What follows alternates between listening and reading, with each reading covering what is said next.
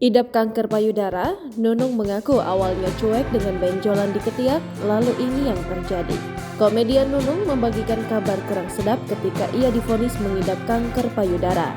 Nunung menceritakan bahwa benjolan di dekat payudaranya itu sudah lama ada, namun tak pernah dianggap serius olehnya. Meski sempat curiga karena ada riwayat kanker di keluarganya, Nunung sempat berpikiran positif bahwa itu hanya benjolan biasa. Nunung menuturkan bahwa lama-kelamaan benjolan tersebut sangat sakit dan mengganggu aktivitasnya sehari-hari. Sempat tak berani bicara ke keluarga khususnya suami soal benjolan itu, Nunung akhirnya jujur dan langsung dibawa ke rumah sakit oleh suaminya.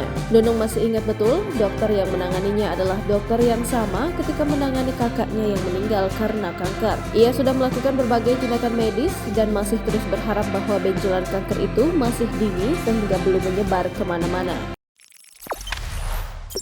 Jangan lupa subscribe, share, komen, dan like ya!